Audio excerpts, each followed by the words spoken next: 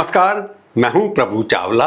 आज की प्रभु रानी में हम तमिलनाडु के मुख्यमंत्री विजय थलपति के ऊपर डिस्कशन करेंगे, क्योंकि उनके ऊपर एक बादल छाए हुए हैं।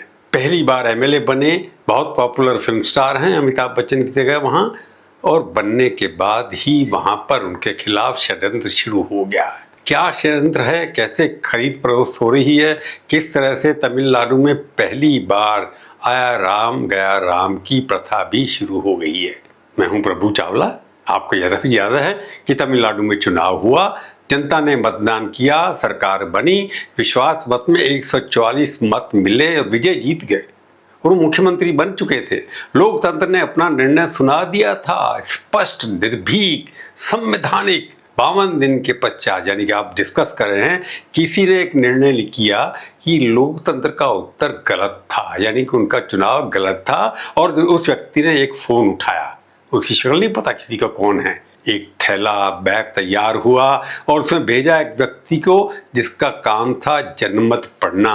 उसे जनमत खरीदने के लिए, यानी कि विजय की सरकार का तख्ता पलटने के लिए कार्रवाई शुरू हुई। तो मैं आज की प्रभुवाणी में 5 प्रश्न उठा रहा हूं। सबसे पहला प्रश्न, ये थैला यानी कि ये बैग जिसे कहते हैं, किसने भेजा अभी तक पता नहीं है। 144 मतों की सरकार 15 त्याग पत्रों से कैसे गिर सकती है। फैसला ये था, कॉन्स्पिरेसी ये थी कि 15 एमएलए से इस्तीफा कराया जाएगा जो विजय थलपति की पार्टी टीवीके से रहते आए। क्या ये तमिलनाडु में पहले भी हुआ है? डीएमके का पलटवार व्यंग्यात्मक है, यानी कि क्या उस न्याय संगत है, या क्या विजय अब रील से रियल हो गए हैं? और ये कॉन्स्पिरेसी क्या थी, षड्यंत्र क्या था, इसकी संरचना कहाँ बनी है? आइए तथ्यों पे प्रारंभ करें, क्योंकि भारतीय राजनीति में थे सबसे पहले बलि चढ़ते हैं। 29 जून 2026 को थिरुनावक्कर नाम के एक व्यक्ति हैं जो इंडियन पॉलिटिकल डेमोक्रेटिक स्ट्रेटजीज के प्रमुख हैं। उन्होंने कथित रूप से उदनकरई के टीवी के विधायक एन इलैयाराजा को दूरभाष किया, यानी कि फोन किया। प्रस्ताव राजनीतिक नहीं था, वह सिर्फ व्यापारिक था, कमर्शियल था। इलैयाराजा को 35 करोड़ रुपए की पेश की गई, किसी विधेयक पर पद देने के लिए नहीं, परंतु विधानसभा अध्यक्ष के खिलाफ उन्होंने, प्रभाकर जो विधानसभा अध्यक्ष हैं, उनके खिलाफ अविश्वास प्रस्ताव लाया जाएगा। और एआईडीएम को कहा गया 15 लोगों को कि आप उनके खिलाफ अगर मत देंगे तो वो हार जाएंगे, तो सरकार गिर जाएगी। ये एक उनकी कॉन्स्पिरेसी। इलैयाराजा ने एक लोकतांत्रिक विधायक का कर्तव्य निभाया। उन्होंने पैसे लेने की बजाय सीधा पुलिस वालों को बता दिया। 1 जुलाई को एक एफआईआर भी दर्ज हुई और 4 लोगों को गिरफ्तार भी किया गया। एक तिरुचिरापल्ली के व्यापारी थे, एक डीएम के विधायक सैंतिक बालाजी, उनको निकट सहयोगी माना जाता है। ऐसे ही कुछ और लोगों को भी पकड़ा गया।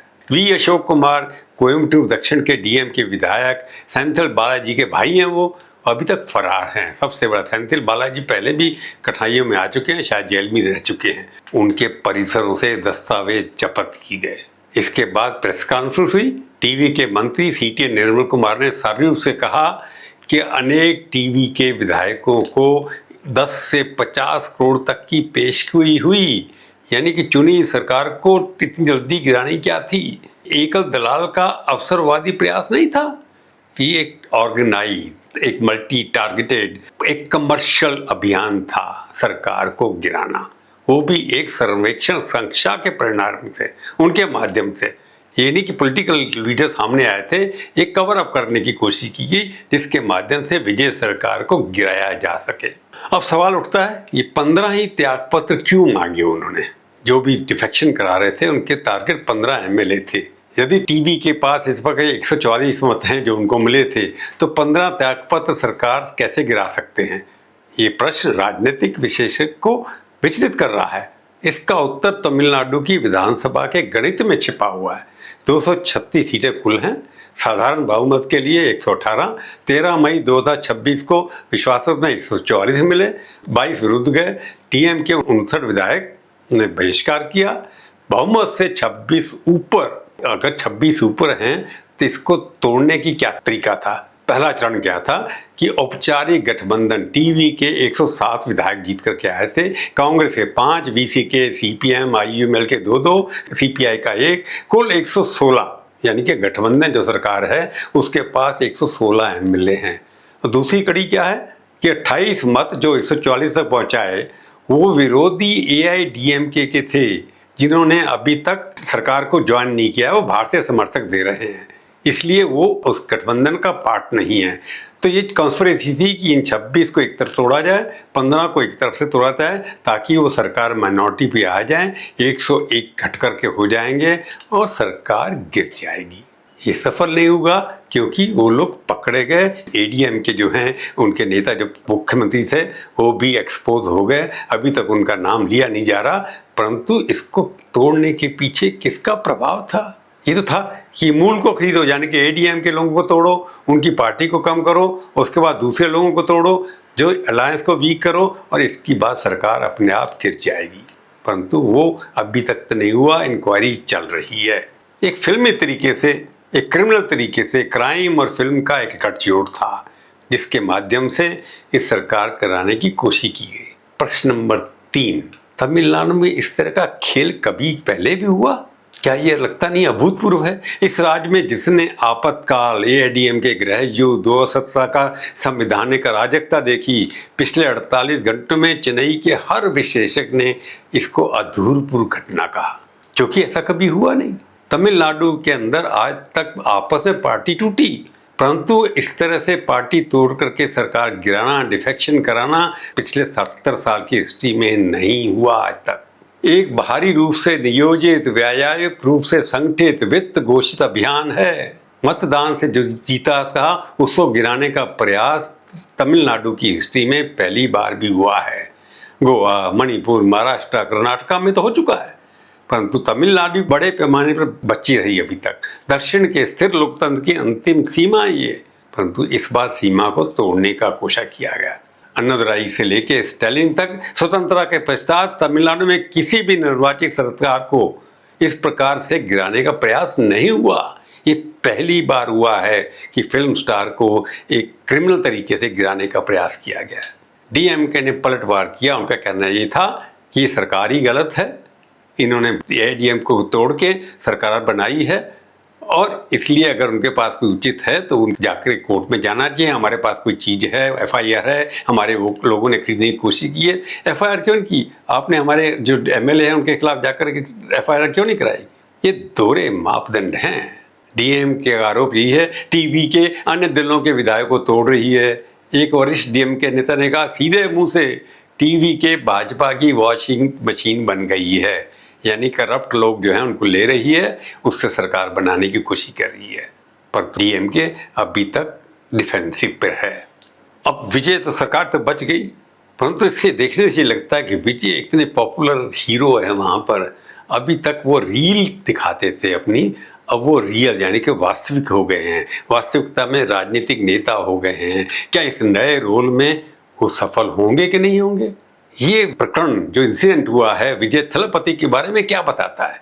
जो रील से रियल का रूपांतरण पूर्ण हुआ, अब ये प्रश्न इस पूरे प्रकरण का केंद्र में है। जोसेफ विजय चंद्रशेखर ने 10 मई 2026 को मुख्यमंत्री की शपथ ली थी। उन्होंने पहली बार तमिलनाडु की हिस्ट्री के अंदर उस स्लेटी डार्क रंग के औपचारिक सूट में ली, सफ़ेद विष्टी में नहीं, रेशमी धोती में नहीं।